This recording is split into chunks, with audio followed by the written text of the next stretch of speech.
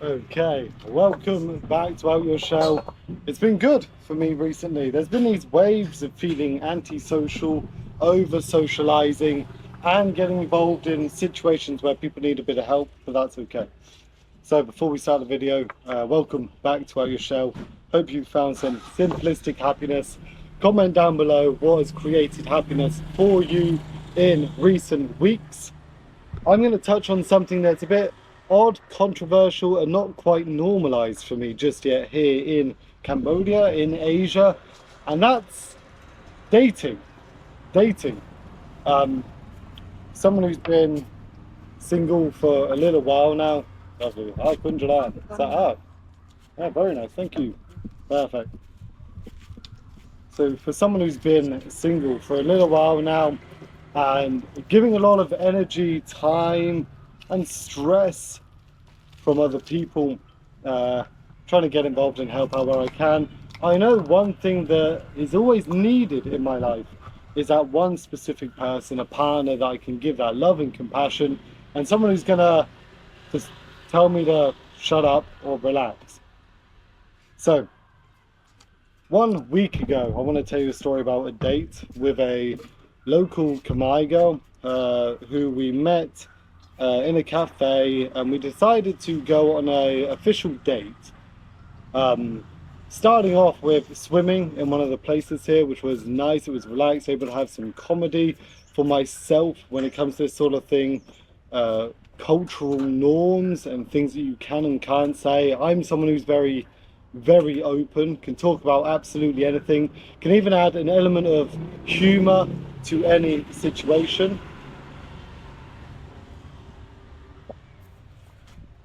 Oh yeah, beautiful lychee tea in the Watpo area on the way to gym time.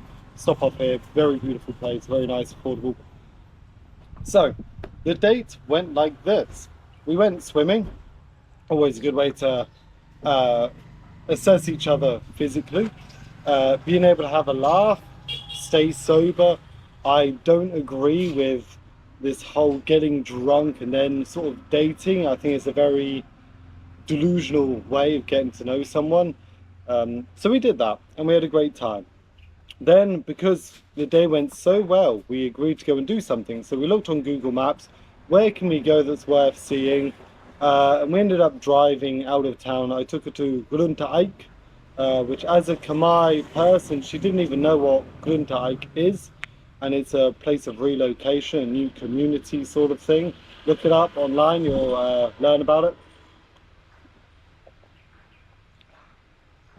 And again, for me, someone who's consistently sort of putting myself out there, not creating the close social friendships that I should have. I've got some amazing friends, people that I can say absolutely anything to, but there's still this weird feeling, and I think that comes from not being in a relationship.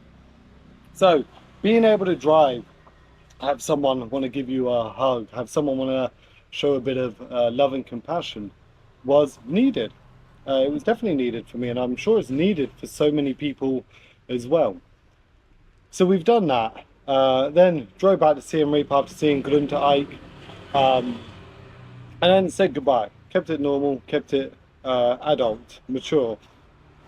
Uh, Now, for me, I truly believe you need an element of happiness within yourself, that self-confidence, that self-love, before you step into a relationship. It's so easy, and I've had it a lot, where you'll catch someone when they're vulnerable or you're vulnerable, you have a overwhelming need of happiness through other people, then you end up in a relationship that might not even be right for you. And I see it a lot here.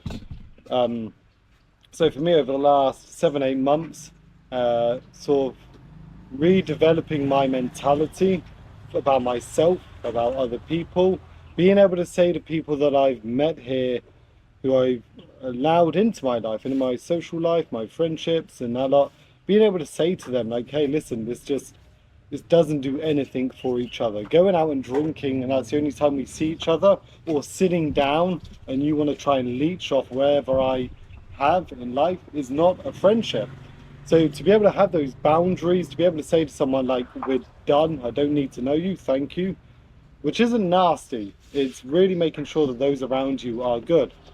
Yesterday alone, a great friend and her daughter, we went to my cultural village, which I've done a video on. Then having an amazing guy who's extremely humble, quiet, secretive, going to him and his partner's birthday party around their home, fire, guitar, real talk, new people. It was good, it was needed. So to be able to mitigate who is in your life and how that affects you, incredibly important. More so in a place like Siem Reap. Siem Reap, I've met people who've come here, they end up just drinking with the same crowd, or you end up on drugs because you end up having good times in these dopey little bars. So to control and make sure you stay in control of your life is really important. So back to this lovely Khmer girl. Now, her personality was extremely out there, you know, happy to swear during comedic moments, not caring about looking cute and sweet. She knows I'm making this video because we still talk. But like going to the gym together and really pushing each other and adding some comedy and some playfulness. For someone like me who's got a mature head, that was nice. And I'm only 30. This girl being 26. And for me, it was like, okay, this is good. Now here's the breaking point that was me being overly conscious of how I look and what I like. Is her and her friend asked to go out for a drink. I'm trying to cut down on alcohol, so if I do go out, it's one drink. In which this comes to the cultural difference of what different cultures deem as okay, different standards, what's sexy, what's not. But she decided to come in like this velvet short skirt, very tight, and a corset, a red corset that just pushes everything up. And I was at her friend, she came out of the bathroom, and I looked and thought that I'm not someone who needs to be showy. If it's my girlfriend, if it's myself, like, I don't need that kind of attention. So I had to find a way of saying politely, like, listen, I'm a white barang, a foreigner, and as you walk down Soksam Road, you get these foreigners that are in their 50s, 60s, 70s, walking with this kind of dressed young woman, which I don't deem as right, even if it's culturally normal. So trying to say to her, like, listen, like, I get it, like, let's go out, you look amazing, cool, great, but I don't need to be walking in town centre in such a small place like Siem Reap where everyone knows each other with that kind of attention, you know? I dress up as Santa, I dress up like a monkey, the Joker for Halloween, that's cool. But when it's this sort of thing, there's a different dynamic, different view on it. So it got changed, and then I ended up sort of ending the date because she is more of a woman who really likes to go out and party. And again, this just isn't me. There's nothing wrong with that. But for me, that's not who I am. I'm the sort of guy that just brings your girlfriend to a cute cafe, get some friends, do some artwork, do a drawing, talk, even reading is more appealing. Now, if you have met me, I happily will go out, get drunk, look stupid. For Halloween as the Joker, I had a toy gun with these little plastic bullets. Any guy that was hitting on someone younger, it was a headshot. It's perfect.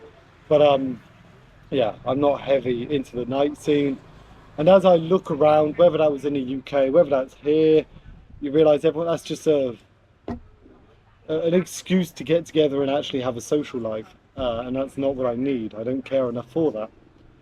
So, a question off to you guys, because I've had friends who have come here, have an element of loneliness, or they're really not putting themselves out their shell. Make sure you like and subscribe in order to form these relationships. And they end up paying for companionship, whether that's sexual or not. So for me, being able to see how people are really processing life here in Southeast Asia and what we choose to normalize, which I cannot quite grasp.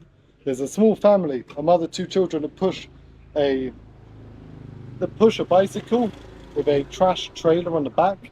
they get about $3 a day, and I still can't normalize it. And every now and then, behind the scenes, I try and do something. That's why I've always got no money. But yeah, it's weird that you can come here with a pension, with a disability allowance, with an online job, or you're even a teacher, and your main social or dating ends up in these bars, ends up sort of finding people at vulnerable moments, or just playing around. And that's a little hard for me to grasp. Not saying that there isn't those normal things, I probably just haven't dove into the more mature relationships because I ain't got energy and I like a bit of drama as well. So, comment down below when you have come to Asia, or if you live in Asia and you've started dating, how was it for you? From your homeland cultures of the typical norm of dating. In England, it was incredibly nice looking back. Like all the women I met, it was straightforward. What kind of relationship you want, what sort of preference you have, or anything. You could openly say it, you would say yes or no, and it's done. Here, there's these horrible, horrible elements of if you're going to date an Asian, why are they doing it? What's the intention? Are they reliant on you for stability, a quality of life, or finance? Are they independent enough that you know it's just going to be a fully emotional relationship? If you date expats, now realistically, being open and honest, and everyone knows this, even though they don't want to acknowledge it, everyone knows everyone, and there's little stories behind the scenes. And for me, it can be not being judgmental, because God, I love some of them as friends, women and men, but it's almost like you catch each other and then vulnerable moments, you have your fun, then you act like nothing happened, but then everyone in Siem Reap knows. So yeah, it's very hard. It's very hard.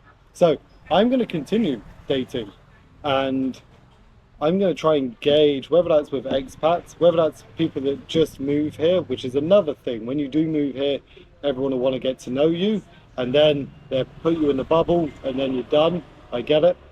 And local Khmer people, and see what happens, to be honest. Otherwise, as of recording this, I'm going back. It's the water festival here in Cambodia with the boat races, representing the soldiers that died during the wars of Khmer Empire and beforehand. So that'll be nice. I'll be in Phnom Penh for that. Then I've got to go to Kampong Cham to finish an animal rescue, which is absolutely horrible. Look at the Facebook page here, report it. Everyone get him reported. It's very inhumane. He's sedating these animals in order to make these videos. It's sickening looking at him in the eye. This time I'm going there for a tiny fee. I've got to live rough.